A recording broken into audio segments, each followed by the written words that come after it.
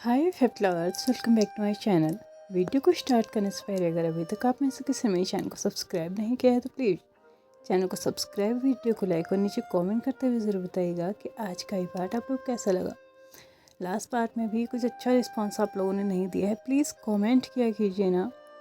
At least मुझे कहीं से तो मोटिवेशन मिले ना कि एक्चुअल में आप लोगों को स्टोरी पसंद भी आ रही है या नहीं है। मतलब आप लोगों के रिस्पॉन्स से ही ना मुझे लगता है कि मैंने कंटिन्यू करना चाहिए, वरना आप लोग अच्छे से देख रहे हैं कि मेरे चैनल की हालत क्या है और इस सिचुएशन में कोई भी इंसान छोड़ना ही बेहतर समझेगा। तो प्लीज़ एटलीस्ट कमेंट के ही ज़रिए से थोड़ा तो मोटिवेट किया कीजिए। और बहुत सारे लोग मेरी अधूरी स्टोरी यानी कि जो मेरे पहले चैनल पे चल रही है पार्टनर्स ऑलरेडी रिटर्न फेट के नेक्स्ट पार्ट के लिए बोल रहे हैं। ऑफकोर्स मैं उसको भी कंप्लीट करूँगी, बट थोड़ा सा टाइम लगेगा क्योंकि जैसे मैंने बोला है मेरे एग्ज़ाम्स चल रहे हैं। तो इस बीच में एक एक ही वीडियो बड़ी मुश्किल से डाल पा रही हूँ, वो भी बहुत ज़्यादा दिनों के बाद। तो प्लीज़ थोड़ा सा वेट कीजिए, उसे भी मैं कंटिन्यू करूँगी। तो चलिए फ़िलहाल इसे कंटिन्यू करते हैं और आज की पार्ट को स्टार्ट करते हैं। लास्ट पार्ट में हमने देखा था कि यहाँ पे लैनवांग जी जो था ना वो बेहोश हो चुका था। अब यहाँ पे लगभग 2 दिन निकल चुके थे। लैनवांग जी हालांकि अच्छी हालत में नहीं था, लेकिन हाँ वो इस हालत में ज़रूर था कि वो उठ बैठ सकता था, आराम से चल फिर जा रहा था। मतलब वो कॉलेज नहीं गया था, उसके भाई और उसके अंकल ने भी उसको अलाउ नहीं किया था। लेकिन ऑलरेडी लैनवांग जी की लाइफ में एक अच्छा खासा बॉम्ब पहले ही फटा हुआ था, लेकिन अब जो उसके अंकल एक ब्लास्ट करने वाले थे ना, वो तो बहुत ही गजब था। यहाँ पे इस वक्त लंच का टाइम था और लैनवांग जी जो कि ऑलरेडी घर पे था, उसके अंकल और उसके ब्रदर जो कि उनके पास एक छोटी सी शॉप थी, उसमें से वापस आए थे लंच के लिए। तो यहाँ पे लैनवांग जी के अंकल उन दोनों को बिना नोटिस किए, उन लोगों का ध्यान है या नहीं है ये बिना जाने ही डायरेक्टली यहाँ पे अनाउंस करते हैं कि उन्होंने लैनवांग जी की शादी फिक्स कर दी है। 1 हफ्ते में लैनवांग जी की शादी है और वो जियांग्स के बेटे से यानी कि जेनचेंग से है। ना उन्होंने लैनवांग जी की तरफ देखा, ना सिचेन की तरफ देखा और ना ही ये जानना सही समझा कि वांग जी की इसमें मतलब वो एग्री कर रहा है या नहीं। यहाँ पे लैनवांग जी कुछ बोलता है इससे पहले ही उसका ब्रदर उसका हाथ पकड़ चुका था और वो अंकल की तरफ देखते हुए बोलते हैं, अंकल ये ये कैसा डिसीजन है? मतलब आपने कोई डिसीजन नहीं लिया है, आपने तो डायरेक्ट फरमान जाहिर कर दिया है। यहाँ पे ऐसे कैसे आप वांग जी की शादी किसी के साथ भी, किसी रैंडम पर्सन के साथ आपने फिक्स कर दी? तो यहाँ पे लैन चिरेन जो कि खाना खा रहा था, वो अभी तक बॉदर भी नहीं कर रहा था कि कोई उसकी बातों पे ध्यान दे रहा है या नहीं दे रहा है। लेकिन फिर भी वो बोला था उसने और अपने सेंटेंस कंप्लीट करने के बाद उसने अपना खाना कंटिन्यू किया था। वो ऑलमोस्ट अपने स्पून को मुंह पे लेके ही जाने वाला था, लेकिन यहाँ पे लैन चेन का जो क्वेश्चन आया था उसे सुनने के बाद यहाँ पे वो उस स्पून को नीचे रखता है। उसके बाद लैन चेन की तरफ देखता है, उसके बाद बोलता है ये आज सही हुआ है। अगर वो वीइंग बीच में नहीं आया होता तो ये शादी कब की फिक्स हो चुकी होती। वो आज नहीं, वो तब से लैनवांग जी के लिए अपने बेटे का हाथ चाहते हैं जब से लैनवांग जी अपने स्कूल में अच्छा परफॉर्मेंस कर रहा था। और मुझे यकीन है कि वो इंसान काफ़ी बेहतर होगा लैनवांग जी के लिए, एटलीस्ट विंग से तो ज़्यादा ही अच्छा होगा। और तुम्हें जान के हैरानी होगी कि वो ज़्यादा बड़ा नहीं है, वो सिर्फ 1 या 2 साल बड़ा होगा लैनवांग जी से, लेकिन अभी वो अपना पूरा यंग कॉर्पोरेशन संभाल रहा है। और मैं उनके आगे नहीं गया था, वो खुद मेरे सामने आए थे। इवन कल भी उन्होंने मुझसे इस बारे में बात की और मैंने इस चीज़ के लिए एग्री किया है। मैं तुम दोनों की राय नहीं मांग रहा हूँ, तुमने ऑलरेडी अपने लाइफ में एक डिसीज़न लिया था और उसका खामियाजा तुम भुगत रहे हो। मुझे नहीं लगता कि तुम्हें और डिले करना चाहिए। इस वक्त जिस सिचुएशन में तुम हो, तुम्हारे लिए एक पार्टनर होना ज़रूरी है, तो अच्छा रहेगा इस चीज़ को एक्सेप्ट करो। लैनवांग जी जिसकी मुट्ठियाँ गुस्से में भीग चुकी थी, वो अपने अंकल से कुछ बोलना चाहता था, बट इस वक्त शायद उसके अंदर एनर्जी नहीं थी और ना ही अब उसका खाने का मूड था। उसने अपने अंकल की तरफ देखते हुए बोला, क्या आपको सच में लगता है कि ये डिसीज़न मेरे लिए सही होगा? क्या आपको सच में लगता है कि आपके इस डिसीज़न से मुझे कभी लाइफ में कोई प्रॉब्लम फेस नहीं करनी पड़ेगी। लैन चिरेन अपने नेफ्यू यानी कि लैन वांगजी की तरफ देखते हुए बोलता है, मैंने तुम्हारे लिए अभी तक जितने भी डिसीजन लिए हैं वो बेस्ट लिए हैं और उम्मीद है कि तुम इस डिसीज़न को भी एक्सेप्ट करोगे और मैं तुम्हें दावे के साथ कह सकता हूँ कि ये डिसीज़न तुम्हारे लिए बेस्ट होगा। एनीवेज, मैं तुम्हारी राय नहीं मांग रहा हूँ, मैं तुम्हें सिर्फ बता रहा हूँ। 1 हफ्ते के बाद तुम्हारी शादी है, इतने दिनों में तुम्हें जो करना है तुम कर सकते हो, लेकिन वीइंग से दूर रहना। मैं नहीं चाहता कि कोई भी इंसान अब तुम्हें उसके आसपास देखे और तुम्हारे इन लॉज को ये बात पता भी चले कि तुम्हारे और उसके बीच में कोई पास्ट था। लैन वांगजी और लैन चिरेन थोड़ा सा शॉक्ड थे, लेकिन लैन वांगजी ने अपने एक आईब्रो को ऊपर करते हुए बोला, सीरियसली? क्या आपको लगता है कि उन्हें कभी ये पता ही नहीं चलेगा कि मेरा और वीइंग का कोई पास्ट भी था?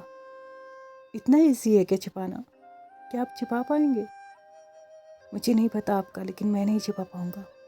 ऐसा कहते हुए उसने अपना प्लेट थोड़ा सा आगे खिसकाया, अपनी चेयर थोड़ी सी पीछे खिसकाई, वहाँ से हल्का सा टर्न हुआ और वहाँ से निकल गया। लैन चिरेन की तरफ देखते हुए बोलता है, ध्यान रखना कि ये अब वीइंग से ना मिले। इसने अपनी ज़िंदगी जितनी बर्बाद करनी थी वो कर ली।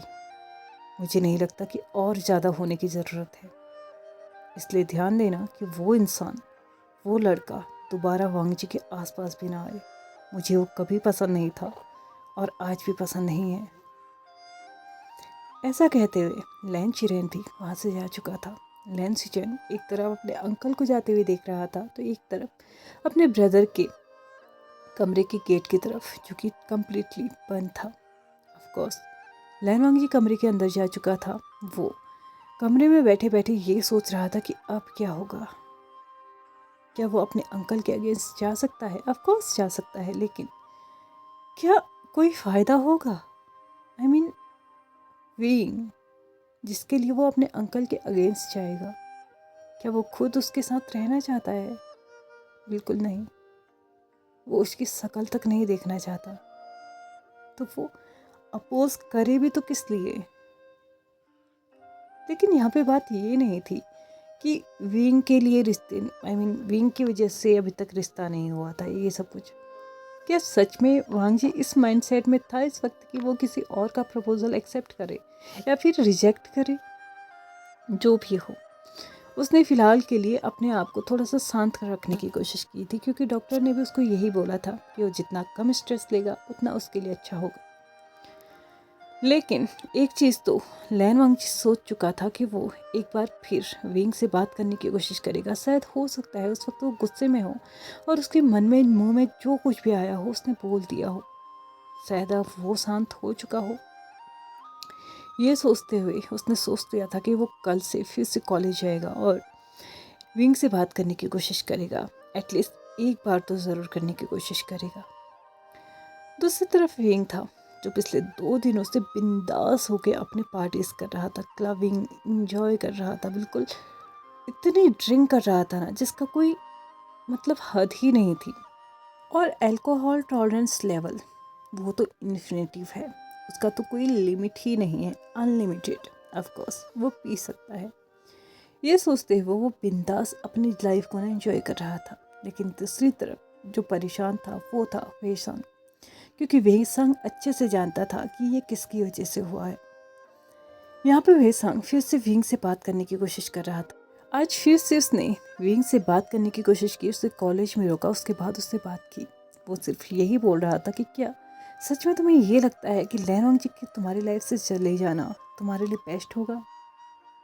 क्या तुम्हें इस डिसीज़न पे उसके साथ ब्रेकअप की का जो तुमने डिसीज़न लिया है, क्या इसमें तुम्हें कभी रिग्रेट नहीं होगा? तो यहाँ पे लैन वांगजी, सॉरी वीइंग, वेसंग की तरफ देखते हुए बोलता है, ब्रेकअप? हमारे बीच में कभी ऐसा कुछ था ही नहीं, तो मुझे रिग्रेट किस बात का होगा? वेसंग थोड़ा सा शॉक्ड होते हुए वीइंग से पूछता है, क्या मतलब है तुम्हारा? तो यहाँ पे वीइंग एक बहुत ही नॉटी, इविल, मतलब एक अजीब सी स्माइल के साथ बोलता है, ऑफ कोर्स मेरे एंड से तो कभी कुछ भी नहीं था। मैं लैन वांगजी के साथ था सिर्फ और सिर्फ मेरे पेरेंट्स की वजह से, क्योंकि वो उसे बचपन से पसंद करते थे। तो मैं जान के हैरानी हो गई कि बचपन में मैं लैन वांग जी को कभी भी पसंद नहीं करता था, लेकिन जब से मुझे ये रियलाइज़ हुआ ना कि लैन वांग जी के आसपास रहने के बाद जब मैं थोड़ा बहुत उसके साथ घुल मिल गया, तो मेरे ऊपर से ना मेरे पेरेंट्स का एक प्रेशर जो था ना, तुम्हें अच्छा करना है, तुम्हें अच्छा बनना है, वो कहीं ना कहीं कम हो गया था। और तुम्हें पता है सबसे बड़ा बेनिफिट क्या था? मेरे मार्क्स इम्प्रूव होने लगे थे। जो भी था फ़ायदा था, इसलिए मैं उसके साथ था। फीलिंग्स नहीं थी, ये मेरे एंड से पूरी तरीके से श्योर है। और रही बात अब मुझे उसका और ज़्यादा मेरी लाइफ में इंटरफेयर करना पसंद नहीं आ रहा है, तो ख़त्म। मैं इस चीज़ को आगे कंटिन्यू नहीं करना चाहता, इस चीज़ को यहीं ख़त्म करना चाहता हूँ बस। हर किसी को अपने लाइफ में अपने तरीके से जीने का अधिकार है, अपनी लाइफ के डिसीजंस लेने का अधिकार है, तो मैं वही कर रहा हूँ। लैन वांग जी और मेरे बीच में मेरे एंड से कोई फीलिंग्स नहीं थी। वे सांग विंग को थोड़ा टाइटली पकड़ते हुए बोलता है, अच्छा तो वो सब कुछ किया था जो तुमने उसके साथ किया? तुम्हें कभी भी उसके साथ एक बेड शेयर नहीं करना चाहिए था, फिजिकल रिलेशनशिप में कभी होना ही नहीं चाहिए था। तो यहाँ पे विंग हंसते हुए बोलता है, वो तो फ्लो में हो चुका था, इसमें कोई बहुत बड़ी बात नहीं है। वेसांग के लिए बात बहुत अजीब थी कि कोई इंसान बचपन से ही अपने फ़ायदे के लिए एक इंसान का इतना इस्तेमाल भी कर सकता है। वो आज अपने आप में ही ये सोच रहा था कि क्या सच में वो विंग को जानता भी है। वो खुद को विंग का बेस्ट फ्रेंड बोलता है, लेकिन क्या वो उसका फ्रेंड भी है? वो तो उसे कहीं से कहीं तक जानता ही नहीं है। ये जो 180 डिग्री पूरा विंग टर्न हुआ है ना, अभी मतलब चेंज हुआ है ना, ये चेंज ना ही लैन वांग जी को कभी समझ में आया, ना ही वेसांग को। ये दोनों ही कंफ्यूज थे। इन दोनों को ही नहीं पता चल रहा था कि एक्चुअल में क्या है, चीज़ें कैसी चल रही हैं। मतलब कल तक एक इंसान इतना केयरिंग, इतना पॉजिटिव, इतना अंडरस्टैंडिंग, हर एक चीज़ पे लैन वांग जी की बातों को सर आँखों पे रखने वाला, उसके लिए इतना पॉजिटिव हो जाने वाला कि वेन चाओ वेंसू जैसे इंसानों को उसने कितनी बार उसके लिए लड़ाई की थी। वो इतना केयरिंग था कि वो उसे हमेशा अपने साथ घर लेके जाया करता था, उसे ड्रॉप किया करता था, उसे पिक किया करता था। बट सडनली ये क्या है? मतलब क्या सब कुछ सिर्फ इसलिए कि वो अपने पेरेंट्स की गुड बुक्स में आना चाहता था? ऑफ कोर्स वो उसके पेरेंट्स हैं, आज नहीं तो कल वो उसे पसंद करेंगे ही। नहीं भी करेंगे तो भी अपने बच्चे को कभी कोई छोड़ तो नहीं सकता है ना। लेकिन क्या जो विंग ने किया वो सही था? वे संग खड़ा खड़ा बस यहाँ पे ये सोच रहा था। यहाँ पे लैन वांग जी के पास भी अब कोई और चारा नहीं रह चुका था। उसने भी शादी के लिए हाँ कर दी थी। शादी के लिए सिर्फ 4 दिन बचे हुए थे। 3 दिन निकल चुके थे। इन 3 दिनों में लैन वांग जी ने विंग से बात करने की बहुत कोशिश की थी, लेकिन विंग ने फिर से उसकी इंसर्ट की थी, ये कह के कि वो उसे सिर्फ और सिर्फ कंट्रोल करना चाहता है। अब लैन वांग जी की भी हद हो चुकी थी और वो भी इस चीज़ को आगे कंटिन्यू नहीं करना चाहता था। इसलिए उसने शादी के लिए एग्री किया था और शादी में सिर्फ 4 दिन बच चुके थे। भले यंग्स के बराबर नहीं, लेकिन लेंस भी एक छोटा मोटा कारोबार तो करते ही थे, जिससे वो अपने ना मतलब एक अच्छी खासी, बहुत ग्रैंड नहीं, हाँ अच्छी खासी शादी को अरेंज कर सकते थे और उसी तैयारी में वो लगे हुए थे। हालांकि जियांग ने उन्हें पहले ही बोल दिया था कि उन्हें सिर्फ वांग जी चाहिए।